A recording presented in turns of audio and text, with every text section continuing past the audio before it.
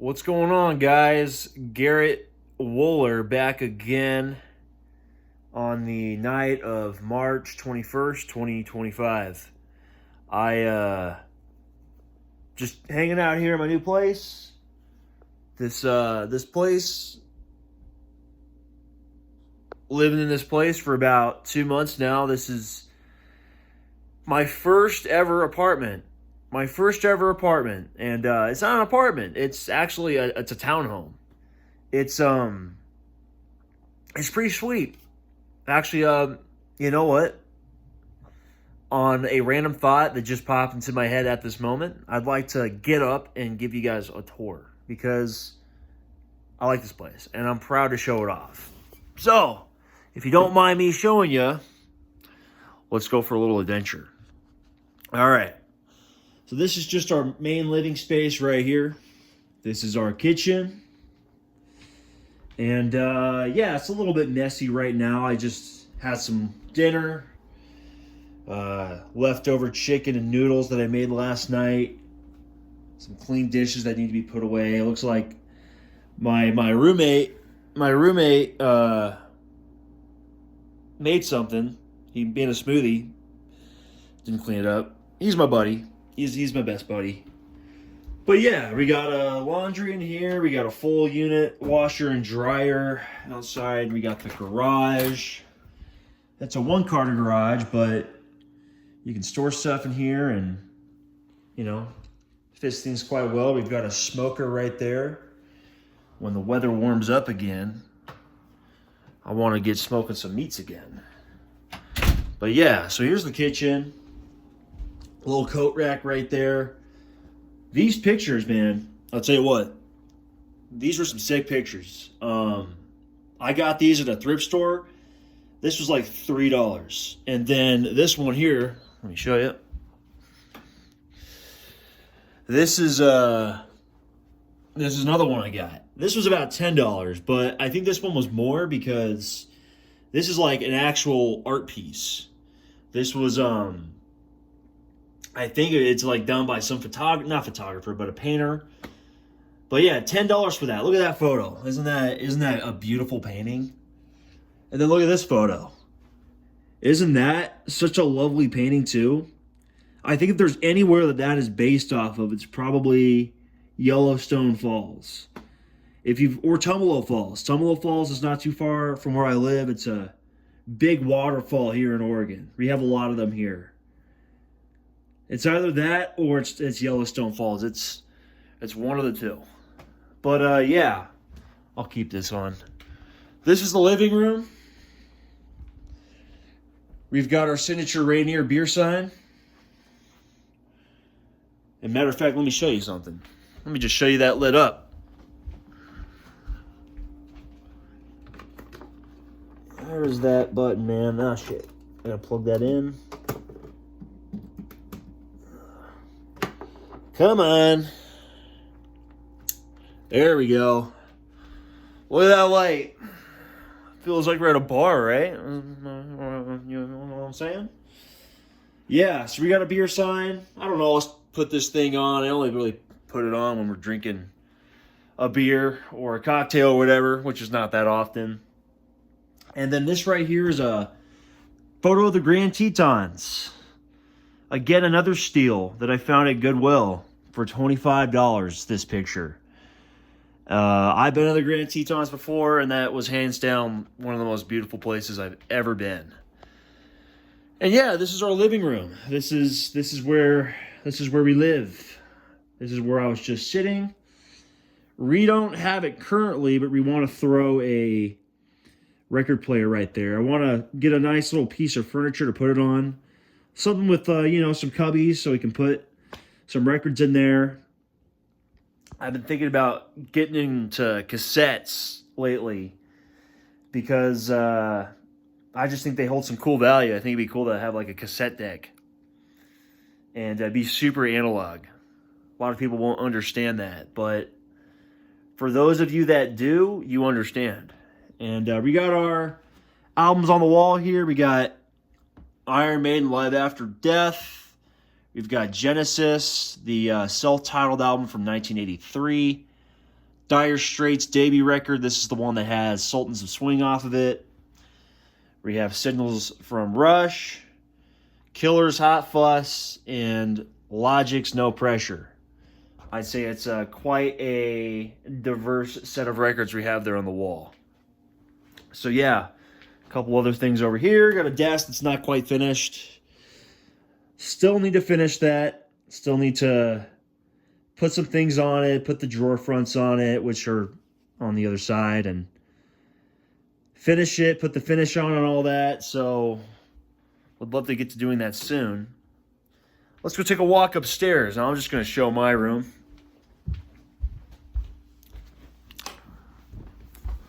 Oh. And this stairwell too, actually. Let me show you.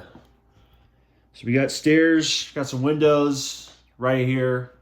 Certain times in the day, this gets a lot of light. A lot of cool natural light.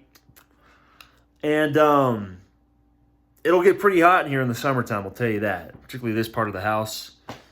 But it's not such a big space. So it won't be too much to cool it off. But anyways, with this stairwell, I want to get some cool stair runners up and down the long staircase and the short staircase, and put a bunch of posters along the staircase here. Some couple cool old movie posters and some band posters, which we have quite a few of. We just don't have the frames for them. And then this is my room. This is my own little dwelling. This is where I come back to every night after each day. I've got my own little setup right here. Got a chair, got a TV, got an Xbox, got a couple games. But the bread and butter of this over here is my record collection. As you can see, it's quite big. It is quite big. And yeah, it's probably 500, 600 records I have right here with me right now. Got a Pink Floyd, a couple Rush posters, Iron Maiden, another Pink Floyd over here. So yeah, this is my place. This is my buddy's room over here. I'm not going to show his room. He's not here right now. I don't think he probably wouldn't care, but I'm just not going to show it. It'd be up to him. But we moved into this place a couple of months ago, and so far it's been great. And living away from my parents' house has been a very good choice. And the timing with it, I would say, is very smart, because I could have waited a little bit longer. I could have, have chosen to have done this later, but I don't think any more waiting would have done me a favor at all. I think any more waiting would have just had me putting things off more and not really pushing the boundaries of my own life, whether it comes to living on my own and looking for a new job. The list goes on. There's something that happens to you at a certain age. I'm 25.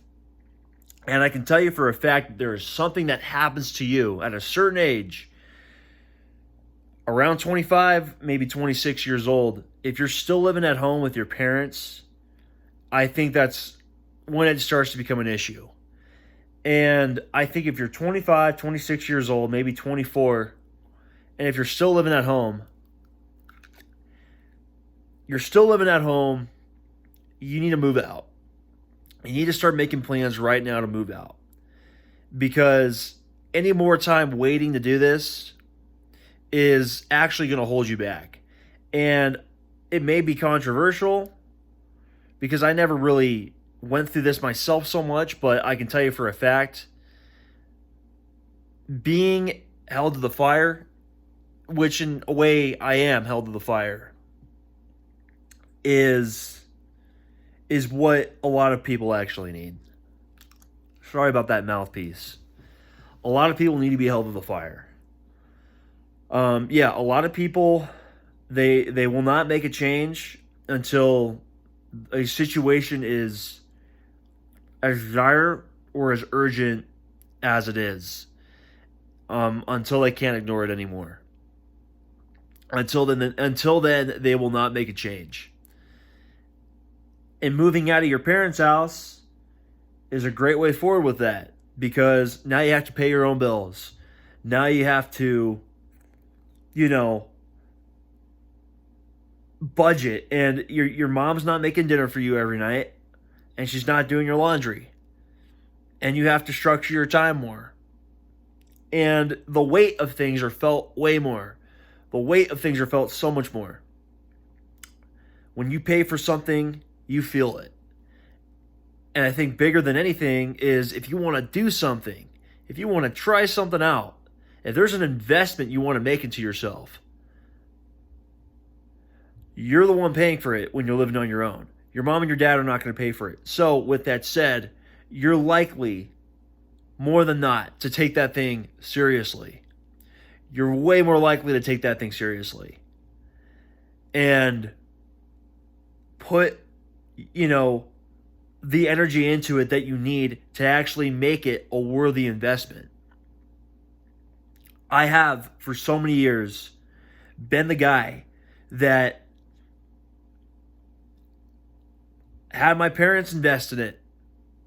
Yeah, my story is not of the typical story of a, dude struggling growing up. I grew up in a family that was pretty well off. We weren't rich, we weren't upper class, but we were middle class. And, my parents had enough money to help me and my sister out when it came to school, when it came to things that we wanted to pursue. I didn't really struggle in that way. I didn't have to, at least at that time, put forth my own efforts financially into those investments, okay? My parents did. And I wish sometimes that it was me that put my investment into those things, because I don't do well, and I don't take something so seriously, and there's not that urgency involved when it's not me putting my money down. It's not. It's the other way around. I'll take it seriously for a bit, but a couple weeks will go by, and then, I kind of start to peter off a little bit, and I'm not taking it as serious anymore. And, I'm just kind of fucking lollygagging through it and half-assing it. When you pay for something that you care about it more, because you're claiming to actually care about it. When somebody else is paying for it, whether it's like a schooling or a program you're going through, or lessons you're taking to learn an instrument, if you're you're just way too susceptible to having the leisure to not take it seriously. But if it's your money going towards it, it's your money. It's not only your money wasted, but it's your time wasted. And so that's why I moved out.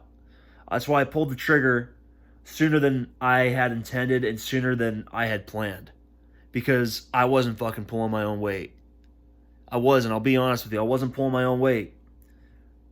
I was busting tables at 25 years old at a restaurant with a bunch of 16 and 17-year-olds. I quit, and now I'm a car salesman. Today was my third day. And I'll tell you one thing, man. Commission only. Commission only with this job. Right now, I'm getting a base pay for about the first 2 months, if I need to. I'm not selling cars right now. I'm still learning about the cars, and I'm still getting set up to sell cars. There's a lot I have to learn. There's a lot I have to learn, dude. A lot I have to learn about selling cars, about the sales process, and about cars. Toyotas. There's a lot of different types of Toyotas. It's not like Ford so much, where it's mainly just trucks, even though there's different types of Fords. It's a lot of different cars. They got trucks. They have two different types of trucks. They have the Tundras, and the Tacomas, and there's several different types of Tundras. There's several different, man, what is the term? How am I forgetting this? Excuse me. Not tint. No. Trim. There's a lot of different trims of all these different types of Toyotas. There's several different trims of Tacomas. There's several different trims of Tundras. There's several different trims of 4Runners. There's several different trims of Priuses. There's several different trims of RAV4s. Several different trims of Corollas. Several different trims of Avalons. I mean, it's a lot. I have a lot to learn. And I'll never stop learning with this. And I took this job because it's a job that, one, I like cars. I like to learn more about cars. I think Toyotas are some of the best cars, if not the best cars out there. They're the most reliable. They last. Toyota's got your back when it comes to that kind of thing. Another thing too, man, is commission. You have to make a sale. You have to make sales. You don't get paid. You're not just getting some base pay. Now, for a lot of people, that's scary. Even for myself, sometimes I'm kind of realizing, like, oh shit, man, I have to make a sale. I have to make a sale, or I'm not eating this month. I have to make a sale, or I'm not making rent this month. Now, think about that. Think about what that does to you. I think about what that's going to do to me. And what I'm thinking about there is that that's going to push it. It's going to push me in so many ways to grow and adapt and find new ways to push through challenges and obstacles in sales and in life. A sales job is what a lot of people could benefit from. But I shouldn't be speaking too high on my high horse here because I've barely started. It's my third day. Today was my third day. But I'm excited. I'm excited here.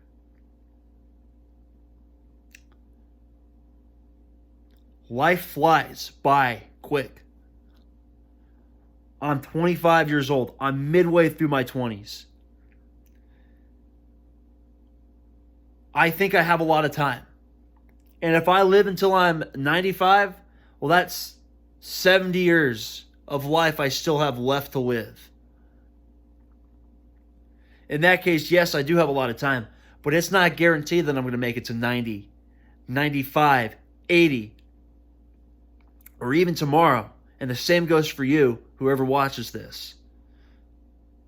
So we have to make the most of our time now.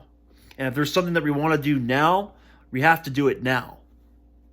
Because nobody's coming to save us. Nobody is coming to give us the opportunity. You have to get out there and you have to make those opportunities happen yourself. And as much as this is a message for anybody watching this, it's a message for myself because I've wasted a lot of fucking time. Doing nothing, dude. Just wasting time. Just wasting my days. Fucking jerking off. Some of that's metaphorical, but some of it is literal. And a lot of guys are just running around fucking doing nothing. Because they're lost. And I've been lost. And I don't have everything figured out. Still don't. Did it then. Still don't now. 20 years from now, I still won't have it all figured out. But I'd like to have it more figured out. I've wasted a lot of time. And the things that I had paid for me, you know what? I didn't take it seriously. I didn't take my woodworking program super seriously. I didn't put all my effort into it. I half-assed most of it. I showed up late every fucking day. Every fucking day I was late. It was rare when I wasn't late. And no, I had no excuse. I lived a stone's throw away from where my classes were. Oh, no, even if the weather was shit. Okay? Even if it dumped a foot or 2 feet of snow, the classes were right there.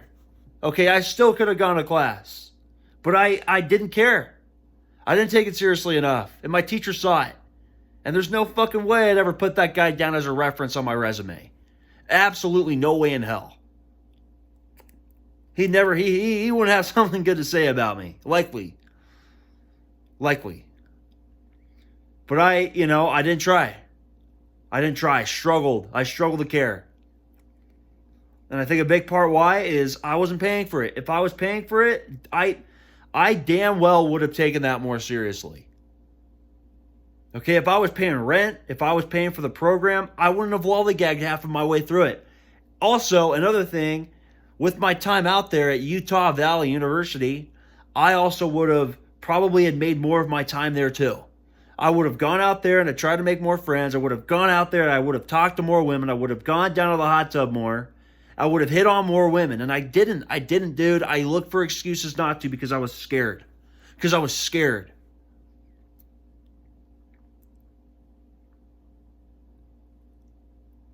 Because the weight of my own decisions was not felt heavily enough. I wasn't paying for my experience there, somebody else was. So there comes a time where you have to look yourself in the mirror and ask yourself if you've given it your all. Maybe, there comes a time where maybe you pop a psychedelic or two. And the subconscious of your mind comes right to the front. And you start feeling and seeing things in a different way that you've never felt and seen them before. And you start to realize, oh shit, I've not been pulling my own weight here. Oh shit, I'm wasting my fucking time. I'm doing nothing. Oh shit, this job I'm working, a fucking 16-year-old's doing it with me too. And there's a server at this restaurant around my age, and he or she is making 3 times as much as me, and I'm sitting here doing this. Oh shit, man, I need to get my shit together.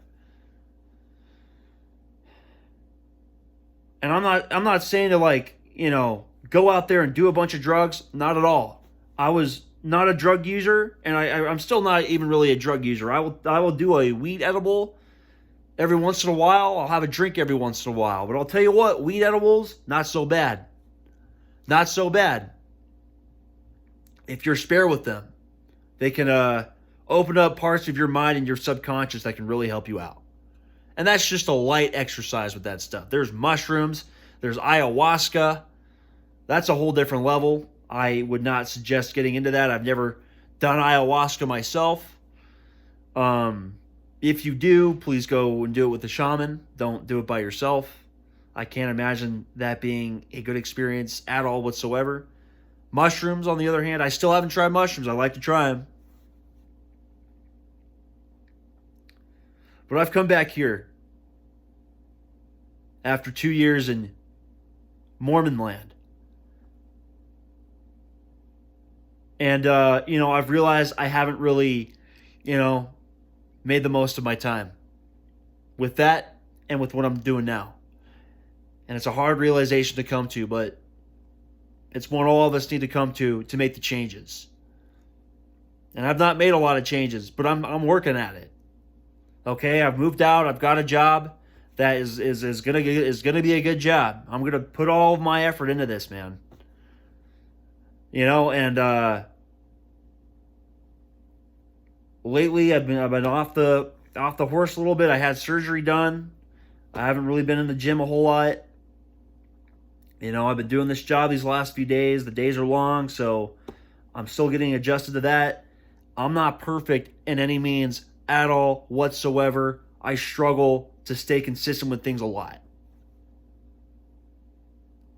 But I'm going to keep working at it, and I'm going to keep practicing. And I'm gonna get it down one day with what I crave in life, with what I want out of life.